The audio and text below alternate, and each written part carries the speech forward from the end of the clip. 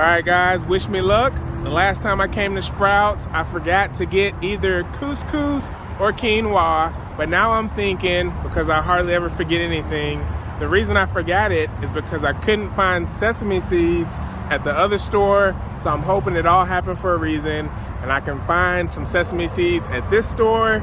The goal is to make some ginger garlic sesame broccoli, and then I'm gonna mix it with some corn or either couscous or quinoa. I'm walking in the store right now, so wish me luck. Here we go. So here I am at Sprouts, my favorite grocery store. I did find the sesame seeds I was looking for. They were in the bulk section, not the seasoning section, under seeds and right next to the grains. So I got my quinoa at home. I already had the broccoli, some ginger, garlic, add in the sesame seeds, and for the sauces, I'm using some coco aminos instead of soy sauce, and then you also need some sesame oil. But before I even start cooking that, I'm gonna go ahead and start cooking the corn. I'm using the Instantpot for both the corn and the quinoa, so I need to go ahead and get the corn started. After washing the corn, we're gonna go ahead and put it in the pot, but we don't want it touching directly to the bottom, so I'm gonna fold this tray, add in a cup of water to help the steam build. Then I'm gonna go ahead and toss the corn in, setting it to high for 4 minutes. Now we're gonna toast our sesame seeds. You're gonna set it to medium high. This only takes about 2 to 3 minutes, so do this step by itself. They can burn pretty fast, so you wanna keep your eye on them. Spread them out so they cook evenly, and this is how they look when they're finished. Now I would normally use the food processor for this next step, but just in case you don't have one, I'm gonna show you how to do it without one. First, we're working on the garlic. You want to start by turning your knife sideways and crushing it, and then we're just going to make some small cuts into it. Doesn't have to be perfect, but if you don't like garlic, you do want to cut it up pretty good. That way you don't get a mouthful of garlic in any of your bites. Next, we're just going to slice up the ginger very small. No special technique, you just want to be as safe as you can. Then we're going to cut the stems off of our broccoli. I like to save the stems and use it in my smoothies later.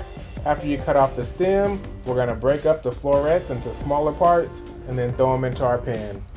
Turn your stove to medium-high heat, and while that's cooking, you wanna grab a bowl, your coco aminos, and sesame oil. You can grab a tablespoon if you want.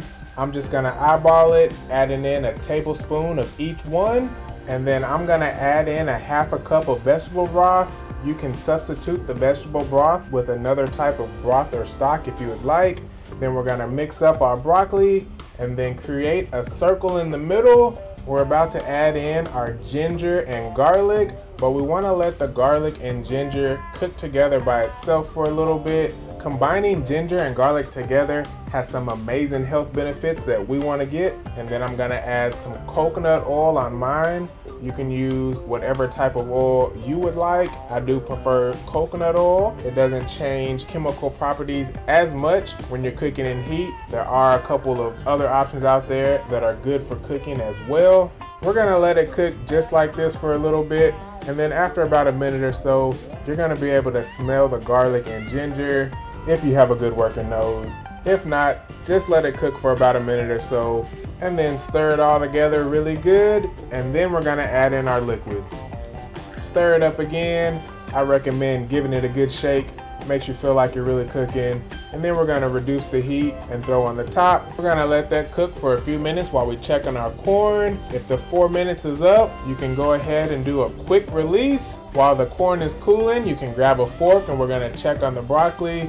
You'll know it's done cooking when the fork can pierce through the broccoli with ease, depending on how tender you like it. I like mine pretty tender, so I want the fork to pierce it pretty easily. Toss on the toasted sesame seeds, mix it together really good, turn off the heat, and you can let it sit right there. Then you want to grab your quinoa and measure how much you have. It's important to measure first because we want to use 1.5 cups of broth for every cup of quinoa. Then after you have it measured, we're gonna go ahead and rinse it off a couple of times. After you notice the water starts to get pretty clear, go ahead and throw in your broth. Make sure you add in a cup of water to the Instantpot first, and then we're gonna set the quinoa to high for 1 minute. And here comes the hardest part. Let's get dangerous. Being as safe as you can, we're gonna turn the corn up vertical and then cut down along the edges. The corn's gonna be a little slippery, so take your time. After you get done cutting all the corn off the cob, you can go ahead and throw it into your broccoli mix and add in your favorite seasonings. Today I just kept it simple with some Cajun seasoning and then mix it all together. Once the quinoa is finished, you can go ahead and add it into your broccoli mix. We're gonna throw in some more seasoning now that we have some more food. Mix it together really good. You can give it a taste test. You might need to add in some more seasoning. And this is what your final product is gonna look like once you're done. I hope you guys enjoyed the video. I know for sure you're gonna enjoy the meal. For more cooking videos like this, hit the subscribe button. It'd also be nice if you hit the like button and leave a comment below to make me look cool in front of my friends. If you need help deciding which foods you need to eat, I offer nutrition counseling on my website, princecanhelp.com. I'd love to help you guys out. Until the next video, I hope you guys have a good one.